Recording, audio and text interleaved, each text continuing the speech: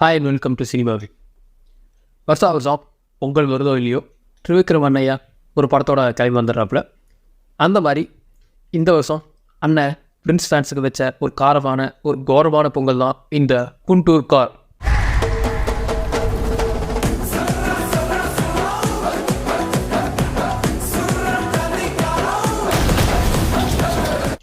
குண்டூர் காரம்னா குண்டூர் மிளகாயம், அதாவது சில்லி. அதாவது இந்த படத்தோட கதை என்ன அப்படின்றது பார்த்துக்கிட்டா, படத்தில் வந்து ஹீரோவோட அம்மா இருக்காங்க. அவங்க ஒரு லோகேஸ்டால் மேரேஜ் பண்ணிட்டாங்க அப்படின்னு சொல்லிட்டு அவங்க தாத்தாவோட பிரகாஷ்ராஜ் கானில் இருக்காப்புல. அவர் அவங்க அம்மாவையும் அவங்க அப்பாவையும் பிரித்து அவங்க அம்மாவை கூப்பிட்டு போய் வேறு கல்யாணம் பண்ணி வச்சிடறாப்புல. பண்ணி வச்சு பல வருஷம் கழிச்சு அவங்க கூட எந்த ரிலேஷன் வரக்கூடாததுக்காக உனக்கு உங்கள் அம்மாவுக்கு சம்மந்தம் இல்லை அப்படின்னு கையெழுத்து வாங்க ஹீரோ வர சொல்கிறாப்புல. வந்த ஹீரோ சும்மா இருந்தாரா, இல்லை எல்லாரையும் வாயிலே போட்டு குதிச்சாரா அப்படிங்கிறதான் மிச்ச கதை. முதல்ல மகேஷ் பாபு அண்ணனை பார்த்துக்கிட்டா மாணவர் பொண்ணுக்கு மடிசார் கட்டுற மாதிரி மேட்சாகாத லுக்கி வேட்டியோட ஒரு பாஸ் கன்றாக ஒரு லுக்காக இருந்துச்சு. அது அவருக்கே அந்த மாதிரி ஒரு கொடுமையை பண்ணார் அப்படின்னு தெரியல. அந்த லுக்கே நல்லா இல்லை, பட் பேண்ட் சட்டையில் பார்க்க நல்லா இருந்தார் அப்படின்னு சொல்லலாம். அதுக்கப்புறம் வழக்கமாக தெலுங்கு படம் அப்படின்னு எடுத்துக்கிட்டா எல்லாமே ஹைட்டு தான் இருப்பாங்க. எல்லோரும் ஒரு 5 அடிக்கு மேலே தான் ட்ராவலே பண்ணுவாங்க.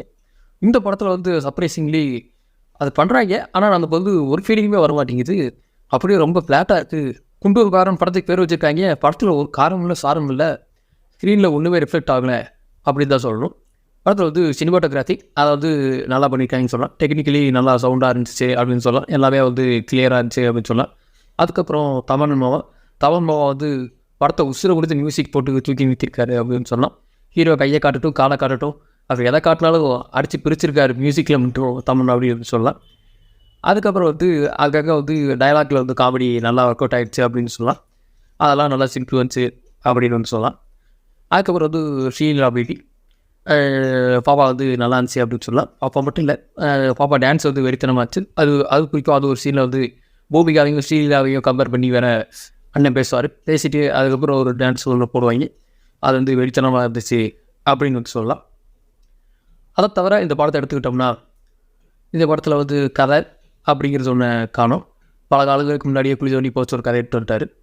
சரி, அதை தான் அப்படி எடுத்து வந்துட்டார் அப்படின்னு பார்த்தா திரைக்கதை அதை திருடிட்டு போயிட்டாங்கன்னு நினைக்கிறேன். அதனால் என்ன எடுக்கிறது தெரியாமல் எதை எடுத்து வச்சுருக்காங்க அப்படிங்கிற கடமைக்கு எடுத்துட்டாங்க. அதுக்கப்புறம் ஃபைட்டெல்லாம் பார்த்துக்கிட்டா ஃபைட்டே காட்டுறது கிடையாதானே.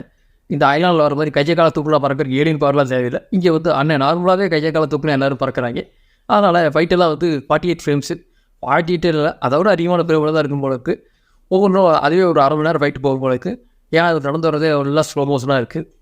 அதுக்கப்புறம் இது ஒரு எமோஷனலான கதை அப்படின்னு சொல்கிறாங்க. முதல்ல எமோஷனுக்கும் படத்துக்குமே எந்த கனெக்ட் இல்லை, படத்துக்கே கனெக்ட் ஆகலை, அப்புறம் நமக்கு எப்படி கனெக்ட் ஆகும் அப்படிங்கிற மாதிரி அது ஒரு பக்கம் ஆனாதையாக ஓடிக்கிட்டு இருக்குது, நம்ம ஒரு பக்கம் ஆனாதையாக ஓடுறோம் அப்படிங்கிற மாதிரி தான் போயிடுச்சு.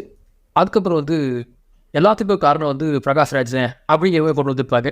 இந்த ஊரில் ஒரு குண்டு சுற்றிருந்தா கூட அது பிரகாஷ்ராஜ் தான் பண்ணியிருப்பார் அப்படிங்கிற மாதிரி கிளாவர்ஸில் கொண்டு முடிச்சிருப்பாங்க. என்னடா இது ஒரு நியாயம் வேணாமடா அப்படிங்கிற மாதிரி ஆயிடுச்சு. அதுக்கப்புறம் ஃபைட்டு வைக்கிறட்டு ஒரு 2 மாஸ் ஃபைட்டு வேறு வச்சுருப்பாங்க. ஃபைட்டெல்லாம் நல்லா கட்டி முடிச்சிட்டாங்க. கட்டி முடிச்சதுக்கப்புறம் தான் தெரியும் அவர் ஃபைட் கட்ட போனது ஒரு குருடம் கூடயே ஒரு வச்சிக்கடைக்காரன் கூடிட்டு. அதான் மொத்த காமெடிக்கெல்லாம் சிரிச்சாங்க, இல்லை இந்த காமெடிக்கெல்லாம் விழுந்து சிரிக்க ஆரம்பிச்சிட்டாங்க. அந்த அளவுக்கு ஃபைட்டு காமெடி பண்ணி வச்சிட்டாங்க. அந்த சீன் நம்ம காமெடியை பார்த்தா அது ஒரு நல்ல சீனாக இருந்துச்சு. பட் படத்தோட நம்ம பார்த்தோம்னா அது என்னடா சீன் இது அப்படிங்கிற மாதிரி ஆகிப்போச்சு. அதுக்கப்புறம் தெலுங்கு படம் வழக்கப்படி கம்பல்சரியாக கிளைமேக்ஸ்க்கு முன்னாடி ஒரு குத்து சாங் வைக்கணும் அப்படிங்கிறக்காக ஒரு சாங் வச்சுருந்தாங்க. சாங்கு டான்ஸ் எல்லாம் நல்லா இருந்தாலும் ஆடு அந்த சாங்கை தூங்கிட்டு அவங்க போஸ்ட் பண்ணி வச்சுருந்தாங்க அப்படிங்கிற மாதிரி தான் இருந்துச்சு. நீங்கள் கேட்கலாம், படத்தில் மற்றெல்லாம் பிரச்சனையே தெரியல, அவங்களுக்கு அந்த சாங் தான் பிரச்சனையே தெரியுது அப்படின்ட்டு. மற்றெல்லாம் தெரிஞ்சுது, பட் இது கிளைமேக்ஸ் முடியும் போது இருந்துச்சு இல்லையா, அதனால் தனியாக துண்டாக நமக்கு தெரிஞ்சிருச்சு அப்படின்னு சொல்லலாம். பட் அதை டான்ஸ் எல்லாம் பயங்கரமாக ஆடிருந்தாங்க அப்படின்னு சொல்லலாம். என்னதான் பாட்டு டெக்னிக்கலாக சவுண்டாக இருந்தாலும் அது ஒரு தேவையில்லாத ஆணி தான் அப்படிங்கிற மாதிரி நமக்கு ஃபீல் ஆகிடுச்சு. ஆக மொத்தம் இந்த பொங்கல் மகேஷ் பாபு ஃபேன்ஸுக்கு ஒரு மரண காட்டுற படம் தான் இந்த குண்டூர் காரை. இந்த படத்துக்கான ரேட்டிங் 4/10.